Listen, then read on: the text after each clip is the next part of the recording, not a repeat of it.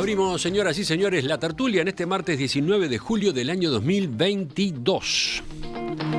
Hoy formato 3-1, 3 acá, 1 a distancia. Voy saludando a quienes me acompañan en el estudio. Patricia González, buen día. Buen día. Leonardo, buen día para todos. Leonardo Costa, ¿cómo te va? Buen día, ¿cómo les va a todos? Agustín Iturralde del otro lado. Buen día para todos. Y a distancia, Óscar Sarlo, que ha estado por acá en días pasados, pero hoy se recluyó en su domicilio, o mejor dicho, en su escritorio, rodeado de libros. Buen día, Óscar. Buen día, saludos a todos. Bueno, vamos al primer tema. Acá le escapamos a la actualidad. A la actualidad volvemos enseguida. No vamos a hablar de Suárez, no. No, esa posibilidad. Qué polémico esto. Pronunciate, dale, ya que estás. Estamos todos, me imagino que estamos todos alineados. Nico me decía que el primero que está alineado con Suárez a Nacional, que ya cambió la foto de perfil, Nico y todo, me había dicho. Sí, seguro. Yo estoy en las antípodas de todo lo que sea el poder en el fútbol. He peleado con todo el mundo yo. En Twitter nada más, ¿no? Bueno, pero hagan sus apuestas. A ver, ¿viene o no viene? Cero chance. A mí me cuesta ser objetivo y escapar del wishful thinking, del pensamiento empujado por el deseo. Leyendo, creo que es una posibilidad real. Que no sé si es lo más probable, pero creo que es, por decir algo, un 50-50. Bueno, Neco ya sabemos, no quiere saber nada con el tema. Lo que es el optimismo. Y Patricia no tengo opinión. No sabe, no contesta. Óscar Sarlo, defines tú, a ver acá. No, yo igual que Agustín, pero con S, o sea, 50. 50 ninguna. Lo único que cuenta acá es el fenómeno en las redes que provocó esto, ¿no? Bueno, eso, vi que hasta eBay estuvo hablando de esto, hashtag. ¿no? Eso es qué interesante. mundo, qué planeta ese, qué universo. Pero bueno, agotado ese asunto, que ya está, vamos a otros. Y en primer lugar les propongo que hagamos memoria, que saquemos conclusiones mirando en este momento hacia atrás. En este mes se están cumpliendo 2 décadas del momento más amargo de la crisis económica y financiera que se desató en 2002 y fue la peor de la historia reciente de nuestro país. El 22 de julio de aquel año renunció el ministro de Economía del gobierno de Jorge Valle, Alberto Bención, luego de que perdiera el respaldo del Partido Nacional en medio de una corrida bancaria que derivó en la quiebra de 2 instituciones y una crisis de la balanza de pagos. 2 días después, el 24 de julio, asumía el nuevo equipo económico, encabezado por el abogado Alejandro Achugarri, hasta entonces senador de la lista 15. El 31 de julio, el Poder Ejecutivo decretó un feriado bancario de 4 días para cortar el retiro de depósitos mientras se esperaba en Washington la aprobación de un crédito del Fondo Monetario que le diera liquidez a la economía uruguaya. Este es un pantallazo rapidísimo. Leonardo, tú en aquel momento eras prosecretario de la presidencia en el gobierno de Valle y proponías en estas horas aprovechar estas fechas para discutir, ¿no?, lo que ocurrió y sobre todo qué lecciones sacamos. Sí, yo creo que a partir de lo que ocurrió uno saca lecciones, o debiera sacar las lecciones, ¿no? Y por supuesto que mirando con el retrovisor a 20 años, yo creo que hay cosas que obviamente hay cosas que no se pueden evaluar, como fue la crisis social y personal de mucha gente, pero sí en términos institucionales y políticos creo que se pueden hacer algunas conclusiones. Y la primera que uno reivindica, que es la reivindicación en sí mismo de la política, ¿no? Fue la política y no los técnicos los que tuvieron que campear ese temporal con a mi juicio, con algo que era clave, que era la confianza. Y eso creo que de alguna manera Alejandro Achugarri encabezó ese movimiento a partir de algo que para mí también lo rescato y debiera rescatarse hoy, que hay tan poco de eso, que es el diálogo interpartidario. Recordemos que era lo que estaba ahí, en el nudo del temporal. Pienso sobre todo en los oyentes más jóvenes. ¿Qué es eso de corrida bancaria? ¿Qué es lo que estaba pasando? Y bueno, básicamente la crisis de confianza era que la gente pedía retirar sus depósitos a la vista, y como los bancos, como una lógica general, la mitad de la plata o un porcentaje de la plata que los depositantes dejan la prestan, la liquidez de los bancos es limitada. Sin perjuicio de eso también se aprendió porque subieron los encajes, la regulación y la supervisión bancaria mejoraron, se independizó el supervisor bancario en términos de independencia técnica respecto al directorio del Banco Central y un montón de otras cosas. Pero ese era el problema, o sea, yo tengo 100 pesos de depósitos y de los 100 presté 70. Entonces, si la gente quiere que le devuelva hoy los 100, no tiene posibilidades. Porque los bancos en sí mismos lo que hacen es intermedia entre oferta y demanda. Esa es la función de un banco. Recordemos que, en definitiva, todo arrancó en Argentina, ¿no? Veníamos de la crisis que en esta materia había estallado en Argentina a fines del año anterior, claro. Que pegó acá primero por el lado del Banco Galicia, ¿no? Y después se encarnizó con 3 instituciones sobre todo, ¿no? No, creo que venía más de lejos la cosa, ¿no? A ver, dale un aporte ahí. Como todas las pandemias, creo que se había originado en Asia, ¿no? En Rusia, después pasó a Brasil y después a Argentina, en fin, es una cadena larga. Pues. Lo que pasa es que eso fue, o sea, sí, estaba el efecto tequila, el vodka, después en Brasil también el caipirinha, cuando todas las devaluaciones, pero esta crisis, a mi juicio, las devaluaciones generaron problemas de crecimiento y de déficit, y sobre todo en la balanza de pagos, pero el problema de la crisis argentina fue cuando yo cierro y hago un corralito, es decir, no le dejo sacar a la gente el dinero, que era lo que pasaba en Argentina, y le transformo sus dólares en pesos, una convertibilidad obligatoria al revés, y a su vez la gente, los bancos que tenían sucursales en Uruguay, como era el Banco Galicia, en el Banco Galicia fue un caso de falta de liquidez, pero no por cuestiones fraudulentas, cosa que sí pasaron en los otros bancos, sino que directamente el Banco Galicia en un momento dijo no puedo traer más plata para pagarle a los ahorristas, y ahí también aprendimos algo, que fue que los ahorristas eran mayoritariamente argentinos, y se dijo, bueno, como son argentinos, esto se va a encapsular. Y hay una cosa que también entiende, las crisis financieras son crisis psicológicas, en el sentido de que mucha gente dice, si le pasa a Agustín, ¿por qué no me va a pasar a mí? Agustín igual, Nacional, yo de Peñarol, a mí no me va a pasar, pero no. Pero si le pasa a Agustín, llega un momento y digo, no, mira, a todos nos puede pasar. Y eso también es algo para aprender. Había una fuerte dependencia con el sistema financiero argentino, cosa que hoy no tenemos. Perdón, sobre todo un depósito de no residente, a eso quise decir. Cosa que hoy no tenemos. Y yo creo que se han aprendido un montón de cosas y otras creo que todavía no aprendimos. Eso lo dejo para la segunda parte. Sí. Banco Comercial, Banco Montevideo Caja Obrera, ahí estuvieron los cimbronazos más fuertes, ¿no? Sí. Los ROM en un caso, los Peirano en otro, apellidos de los que se habló mucho en aquellas fechas, ¿no? ¿Quién sigue?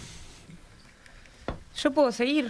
¿Qué edad tenías, Patricia, en el 2002? Tenía 16 años, empecé a militar en la crisis, así que tengo una historia bien distinta a la de Neco. Empecé a militar en la Villa Las Malvinas, en el comedor infantil de niños que los fines de semana comían en los comedores y en la semana comían en la escuela. O sea, mi aproximación y mi vínculo con la crisis es bastante importante, digamos. Decidí qué carrera iba a hacer, fue como un proceso, y eso es lo que tiene lo histórico y lo traumático, ¿no? Que uno siempre recuerda dónde estaba, qué hizo y qué pasó después de eso, y como que tu vida queda marcada por eso. También perdí a mi abuelo, que era un ahorrista de la Caja Obrera, en ese proceso, ¿no? O sea, como tenemos, y creo que nos pasa un poco a todos los que lo vivimos de alguna manera, tenemos un trauma en relación a ese proceso.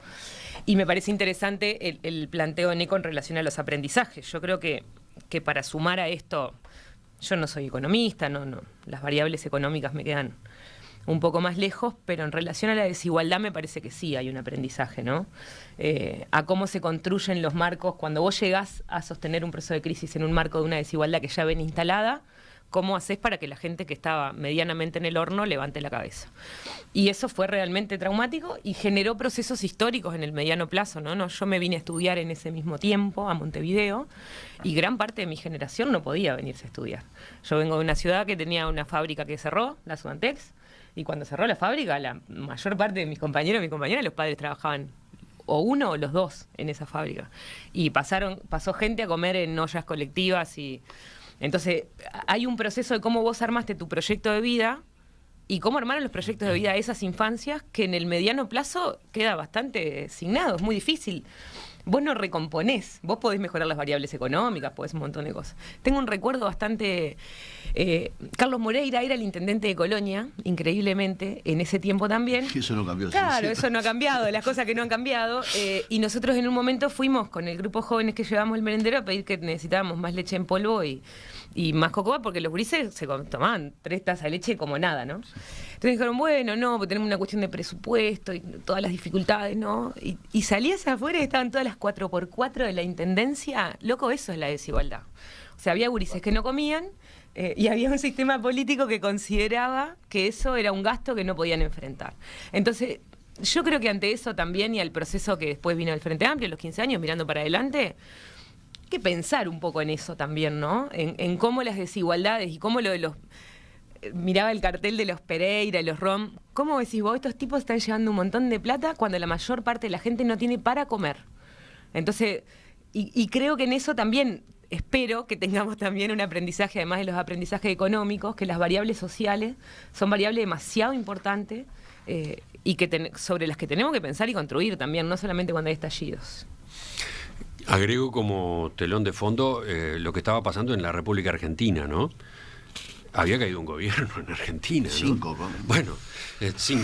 Pero digo, lo más dramático fue lo de Fernando de la Rúa escapándose en un helicóptero de la Casa Rosada, ¿no? Sí, eso fue tremendo. Y toda la convulsión social alrededor, ¿no? Que la armaron, vaya uno a saber quiénes, hay cuántas interpretaciones y explicaciones, pero fue tremendo lo que pasó desde el punto de vista de la agitación, de la violencia. Recuerden los saqueos, ¿no? Los saqueos que proliferaban y que eran un fantasma cuando veíamos venir lo que se venía acá. ¿Pasaremos por lo mismo? Era la pregunta, ¿no? ¿Hasta qué extremo se dará esto que estamos viviendo nosotros? ¿El espejo aquel lo tendremos repetido? No pasó, ¿no? Aquello no pasó. Sí, yo sobre eso di una pequeña precisión. Digo, yo creo que no pasó porque también el sistema político, tanto en el gobierno como en la oposición, nadie salió a quemar la pradera. Bueno, y hubo diálogo. Ahí está. Ese fue uno de los puntos altos de aquel momento tan pero tan dramático. Estaba Óscar por decir algo y Agustín que no intervino todavía. A ver, Óscar. Yo recuerdo que, claro, estábamos todos muy pendientes de lo que pasaba en la Argentina, y luego éramos muy argentinos dependientes en muchos aspectos, y sobre todo en la información también. Pero hubo un día que yo estaba en la calle, estaba trabajando, por alguna razón estaba en la calle, y se corrió la voz de que bajaban hordas del cerro y que había que irse para su casa. Y yo, de alguna manera, bueno, lo tomé con cautela, pero me fui para mi casa para ver qué pasaba, tratar de informarme.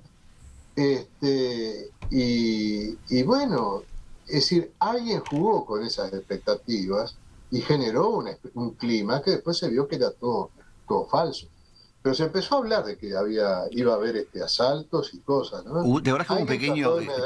Óscar, te interrumpo 3 segundos. ¿Te acordás que en el voy a decir, el supermercado Tata que estaba ahí en 18 y Gaboto, si no me equivoco, hubo un pequeño saqueo y a partir de ahí Roslo, digo bien, correcto, decís bien.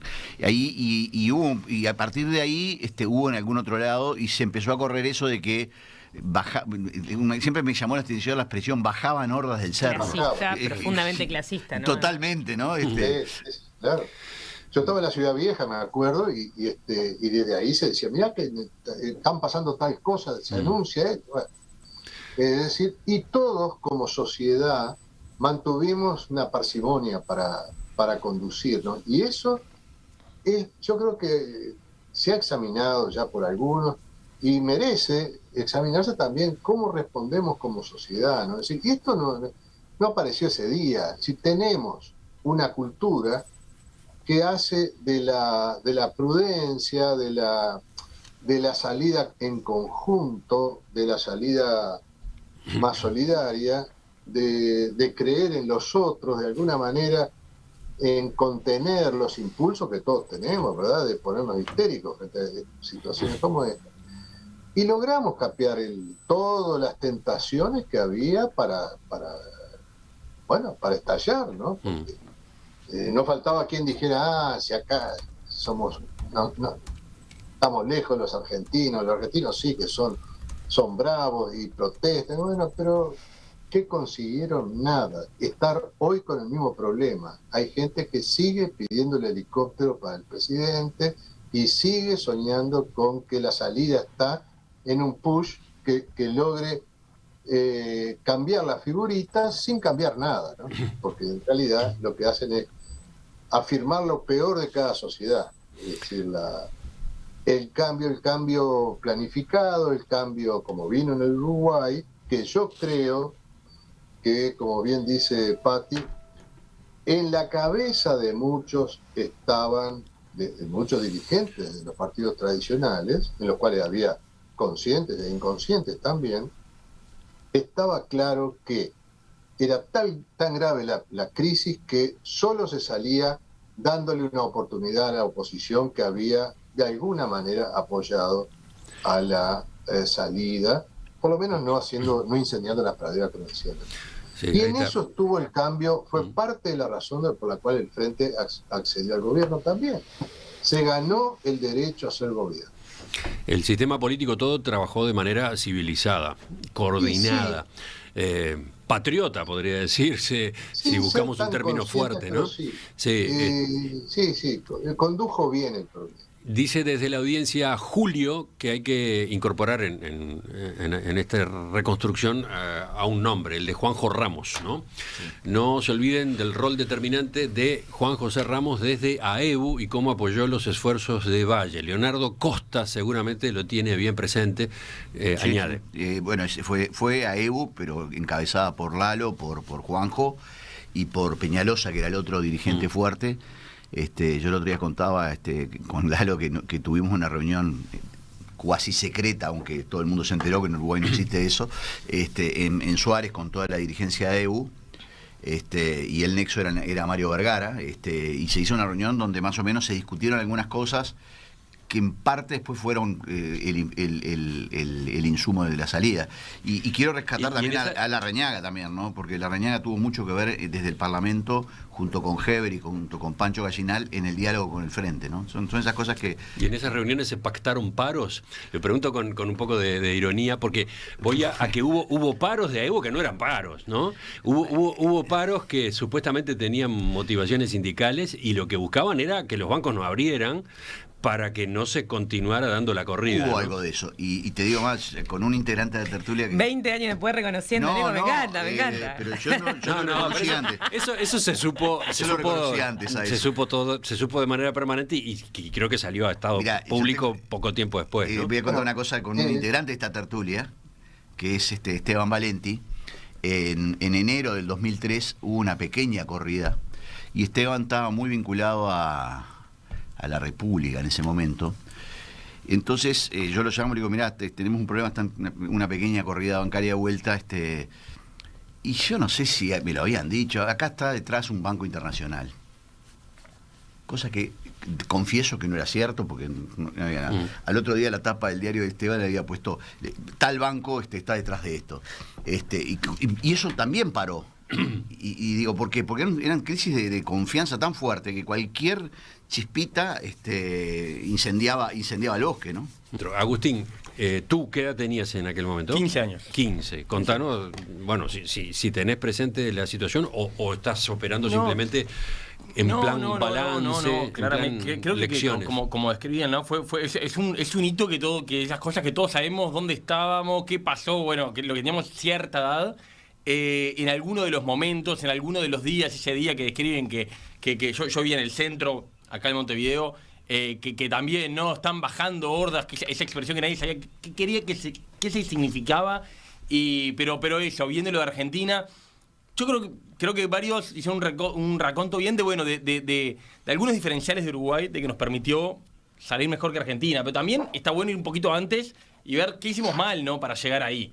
¿Qué nos pasó para llegar ahí? Que creo que la crisis tiene, sin duda, una cantidad de factores externos. Claramente cambió el viento del mundo brutalmente y de golpe, y es difícil, siempre podés poner el punto de arranque en distintos puntos, pero en general se pone la devaluación de Brasil en el 99, Uruguay era, en ese momento, en el 98 había sido como un año pico de la economía. Básicamente la mitad de las exportaciones a la región, Brasil, Argentina, sumás Paraguay, Chile, Bolivia, estabas arriba del 50%. Brasil obviamente lo más grande, ¿no? Se nos cae, devalúa, y eso se había hecho en buena medida a fuerza de un tipo de cambio apreciado, una moneda apreciada, y Brasil suelta eso, Brasil devalúa, lo cual hace, muy resumidamente, que nos volvamos muy poco competitivos, nos encarecimos mucho contra Brasil. Y ahí empieza todo en el 99, ¿no? Pero la pregunta es cómo después pasan otras cosas de afuera, que la aftosa, pasan otras cosas, pero ¿qué hicimos? ¿Qué factores internos? ¿Con qué vulnerabilidades recibimos eso? Y bueno, yo quiero nombrar algunas que me parece que son parte de los aprendizajes. Sin duda, la fuerte dependencia con la región, cosa que ha ido cambiando y que hoy en día tenemos, miremos todo lo que está pasando en Argentina particularmente, también en Brasil, sin duda hay un cambio, fuertes vínculos con el sistema financiero argentino que ya Nico describió y no voy a el tema del problema de regulación del sistema financiero, que también Nico explicó, un tema que quedó soslayado ahí, pero me parece explícito. Uruguay había tenido una política muy mala de fomentar el endeudamiento interno en dólares. El banco hipotecario prestaba a la gente en dólares para comprarse una casa o un apartamento. La gente cobraba, nos creímos que ya habíamos terminado con las devaluaciones, con la inflación, y los bancos le prestaban a la gente, cobraban pesos, plata en dólares en vez de en unidades indexadas, que fue una muy buena creación que se hizo a la salida de la crisis para solucionar ese tipo de problemas. Y después uno más, que es el déficit fiscal con el que llegamos a la crisis, que creo que es importante. En la campaña previa, en la del 99, hay un aumento del gasto en los años previos que hace que Jorge Valle, también del gobierno previo, también del Partido Colorado, Jorge Valle toma un gobierno, no solo ya estancado, no solo ya un país en recesión, no solo con todos estos problemas que estamos describiendo, sino también con la situación fiscal delicada. Y después pasa lo que pasa. Después uno puede evaluar cuán bien o cuán mal se administró. Si alguien lo hubiera hecho... Claro, cuando uno llega a esas situaciones, todas las opciones son malas. No hay buenas opciones. Y el gobierno de Jorge Valle tuvo que... me da un poco de poder hablar del gobierno de Jorge Valle con Nico acá. Pero claramente tomar alternativas dentro de ya un menú de opciones malo, ¿no? Entonces, me parece importante, ¿qué hicimos antes? ¿Qué problemas tuvimos antes? Y yo quería señalar eso. Después creo que, bueno, cada uno... La crisis tuvo una particularidad, que fue la entrada fue muy lenta y la salida fue bastante rápida. Fue horrible el 2000, 2001, 2002. 99 ya hay caída. 2000, 2001, 2002, donde tocamos el fondo, y después la salida se da a partir del segundo semestre de 2003, bastante más rápido. Pero bueno, y obviamente en eso, todo lo que dijimos, el diferencial del sistema político uruguayo, la política, el valor de la política, que creo que hay que reivindicarlo, la política institucional, la política de partidos, que tal mala prensa tiene, sin duda acá fue inseguro. Y bueno, la sangre no llegó al río, por decirlo, en el sentido uruguayo de... No cayó un presidente, no tuvimos revueltas, no tuvimos muertos en la calle como vimos en Argentina. Claramente sí tuvimos un costo social y económico altísimo, ¿no? La particularidad que tiene la crisis del 2002 y la del 82 es que es el tema financiero, ¿no? Cuando una crisis económica se va al sistema financiero, es mucho más profunda, es mucho más difícil, es mucho más el daño permanente que genera. En ese sentido, el haber hecho algunos cambios del sistema financiero creo que hace que van a volver a haber crisis, van a volver a hacer recesiones, pero la profundidad y el daño es bastante más limitado si eso está aparte. Una cosa adicional que quiero rescatar es que ahí, sobre todo después de la solución bancaria, vino el problema de la deuda, que la deuda era prácticamente el 100% del PBI. Sí, fueron dos crisis, dos desafíos gigantes, una a continuación del otro, ¿no? 2002-2003, ¿no? Cuando me acuerdo que Alejandro Echevarri un día dijo, bueno, ahora salimos de esto, era una necesidad de esperanza, era eso, y dice, no, ahora viene el tema peor, que es luchar para que quería el Fondo Monetario, quería el default.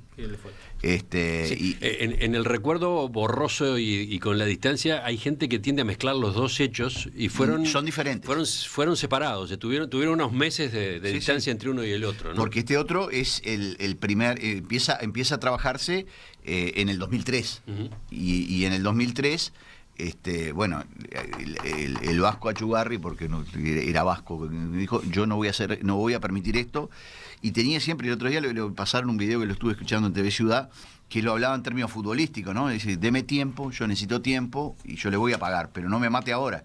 Y era la solución que de hecho el Fondo Monetario quiso aplicar en Grecia. Todavía en la literatura habla en varios lugares de la solución uruguaya. Cuando un país está en el horno en tema de deuda, se habla, no, hay que hacer algo como lo que hizo. Claro, que fue un concordato, es decir, que lo mismo que hacen las empresas cuando dicen, bueno, dame tiempo, plazo, que yo te voy a pagar.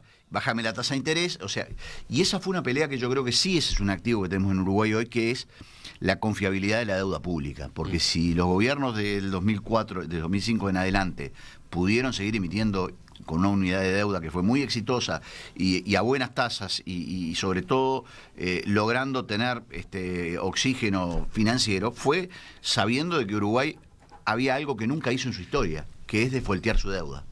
Nunca lo hizo Uruguay. Y eso es un activo que en Argentina, lamentablemente, es con moneda corriente. Entonces, mirado eso, uno dice, sí, es verdad lo que dice Patricia, y yo digo, tengo la empatía de darme cuenta que hubo gente que pasó horriblemente mal y que hubo una generación a partir de ahí que tuvo dificultades de reinserción. Pero también después de eso se aprendió de que era necesario crear un Ministerio de Desarrollo Social, crear un plan de emergencia, que eran cosas que en Uruguay parecían que nos iban a dar también, ¿no? Oscar.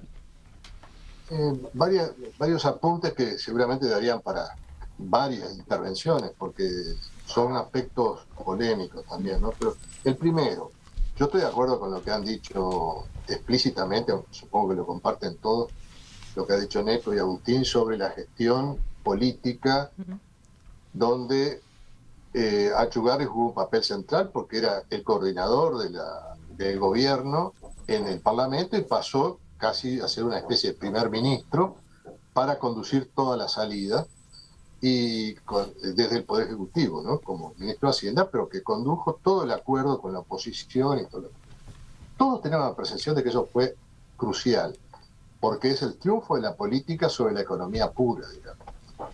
Pero en este sentido me sorprende el trato despreciativo, diría yo, que le da otro ex ministro, creo que es la única voz en ese sentido, Ignacio de Posada, en sus memorias, que dice que en contra de lo que todos creen, Achugarri no jugó ningún papel, no dio pie en bola, no hizo pie, dice, como que se estaba para ahogarse. Y por eso salió disparando, renunció, y en cuanto pudo renunció. Yo no, digo, nadie tiene esa percepción y quizás Leonardo, que estuvo muy cerca de él, pueda darnos un juicio sobre esto. La otra cuestión... Sobre eso querías comentar algo. Digo, creo que es muy desafortunado el libro de Posada porque primero habla de una persona que no está y no se puede defender. Eso no me parece, por lo menos no me parece de estilo. Lo otro, yo no leí el libro, no tengo otras cosas para leer, pero me parece que hay cosas que dice participar de reuniones que yo nunca supe que estuvo. Pero bueno, la vanidad es muy poderosa en el Uruguay. Hay otra cuestión que me parece importante mencionar, es algo que alguna vez conversé con Emiliano. Yo seguía día a día, como todos los uruguayos, cada cual con su medio de comunicación preferido, o los medios, yo seguía en la emisora en Perspectiva. Y era todos los días se abría con el conteo, igual que pasó con la pandemia ahora, ¿no? Cuál era el riesgo país, las reservas del Banco Central, cómo iban cayendo, gota a gota, y era algo tremendo, pero que uno agradecía que hubiera tal transparencia para ver las cosas, ¿no? Pero siempre me llamó la atención algo que lo voy a dejar planteado, no va a salir mucho de lo que se esperaba, pero que a mí siempre me llamó la atención, y es el tratamiento que hicieron las empresas bancarias de la comunicación durante todo el periodo del feriado bancario. Es decir, imaginaron comunicaciones tranquilizantes que estaban respaldadas por composiciones hechas a propósito, es decir, acompañamientos musicales, que sería interesante que algún musicólogo se pusiera a estudiar esto, cómo se trató desde la comunicación, de las empresas más directamente señaladas en la crisis, cómo trataron este tema, porque es sumamente interesante. Varias de ellas estaban patrocinando en Perspectiva. Y creo que de alguna manera los mensajes también tranquilizaban, tenían su trataban de tranquilizar, pero claro, las noticias en el mismo momento generaban toda una incógnita de lo que iba a pasar. Bueno, yo creo que la cultura, los medios, hay que ver también qué papel jugaron, y esto no está muy estudiado. Yo creo que haría falta estudios sobre esto, sobre la comunicación, qué pasó con eso, porque ahí hubo de todo. Mira, hablando de la comunicación, hay más de un mensaje que se refiere a En Perspectiva. Tú hacías una referencia recién, Oscar, pero veo acá de Martín que dice: un especial agradecimiento a En Perspectiva en esos días del 2002, escuchábamos todos los días y meses previos, gran ayuda para tomar decisiones. Bueno, más allá de agradecerle de mi lado a Martín ese recuerdo, agrego que la tertulia era muy nuevita, estaba recién estrenada, la tertulia había nacido en el 2001. Y en los meses estos del 2002 resultó una herramienta poderosísima para el abordaje de lo que estábamos viviendo, para descargar la discusión y para aportar al mismo tiempo información. Lo notábamos, lo veíamos, yo qué sé, en los mensajes de los oyentes, lo veíamos en los comentarios en la calle, como la tertulia, el programa, creo que el programa en general, En Perspectiva, pero sobre todo la tertulia fue un foco de atención muy fuerte y fue muy útil para muchos. Fue para nosotros, por supuesto, una gran satisfacción, pero lo tengo muy presente porque estábamos estrenando, estábamos probando esa herramienta y anduvo en un momento hiper complejo, ¿no? Como aquel. Lo que pasa es que tenías un capitán de tormentas de este tipo, que era en la tertulia de los viernes, que era Maggi, que había estado en varias crisis bancarias. Exacto. Y la veía lunga, ¿no? Sabía muy bien cómo manejarse en estas cosas.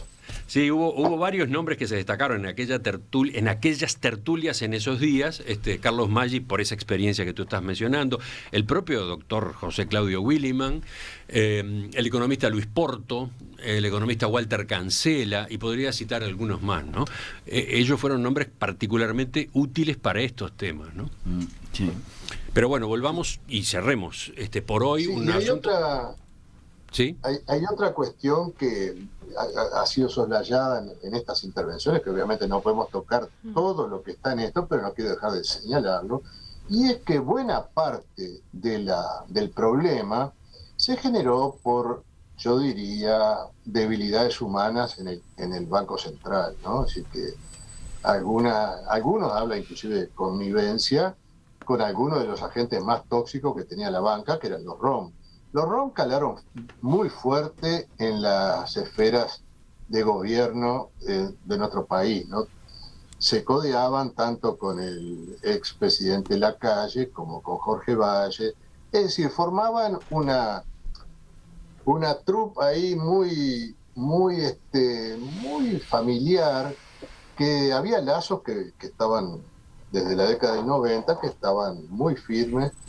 Y entonces estos tipos, que eran unos delincuentes, lograron estafar no solamente a los cocodrilos del norte, los 3 bancos que habían logrado involucrar y que después no cumplieron con lo que tenían que cumplir, sino que me parece que habían envuelto a otra gente que deberían haberlos controlado. Casi todos los estudiosos del tema dicen que el Banco Central no cumplió con la exigencia, lo que se esperaba de él. Y creo que acá hubo reformas, esta crisis dejó reformas que hoy nos ponen en mejor situación de la que estábamos entonces. Así que aprendizaje debe haber en muchos sentidos. Sí, yo justamente en ese sentido, Fernando Barrán, que fue el primer superintendente de bancos después de la crisis, con la independencia ya la superintendencia, jugó un papel muy importante y en él, Ottavianelli mismo, el actual superintendente, yo creo que se aprendió mucho. Yo simplemente quiero terminar con una cosa, hay cosas que yo dije hoy, que la política fue algo que se reivindicó, el diálogo, y en estos momentos en Uruguay, por eso quiero traerlo al día de hoy, A mí a veces me preocupa cuando se generan, y a veces por redes y no solo por redes, la antítesis o la antípoda del diálogo, que es la grieta. Entonces, yo creo que mirándola como un ciudadano hoy, que es mi único rol en la sociedad, lo veo preocupante y lo veo sobre todo necesario que las personas responsables de todo esto bajen la pelota un poco, ¿no? Porque si hay algo que aprendimos de esa época es que no es tirando la piedra que se arreglan las cosas. A propósito de Juanjo Ramos, el mensaje que se me había perdido, dice Julio: Juanjo falleció el 17 de agosto de 2007.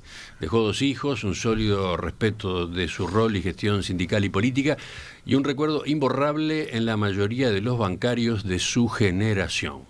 Su papel en la orientación de AEBU y a través de ese sindicato del PIT-CNT fue un gran aporte para sortear la crisis, agrega. Emiliano, Sí. A propósito de esto, hay una pequeña observación que habla de esta particularidad. Si mal no recuerdo, yo tuve que ir a alguna gestión al Banco Caja Obrera, al edificio del Banco Caja Obrera, no me acuerdo si todavía era Banco Caja Obrera, y en la sala de directorio, o una de las salas principales, había un cuadro con un homenaje a Juanjo Ramos. Es decir, el directorio del Banco Caja Obrera le hacía un homenaje a Juanjo Ramos. Esto no debe existir en el mundo, que los banqueros le hagan un homenaje, le reconozcan el papel que había jugado en la institucionalidad o algo por el estilo, en fin, a Juanjo Ramos, a un dirigente gremial. Eso habla también de una cierta particularidad que tenemos en el Uruguay. Antes de cerrar, y hablando de la crisis del 2002 y de cómo reconstruirla, cómo acercarse a ella, sobre todo pensando en la audiencia más joven, varios oyentes recuerdan el libro de Claudio Paulillo, ¿no? Con los días contados, un trabajo fenomenal, con mucha documentación. Lo tengo acá, casualmente está acá en la biblioteca nuestra. Por supuesto, es una referencia ineludible.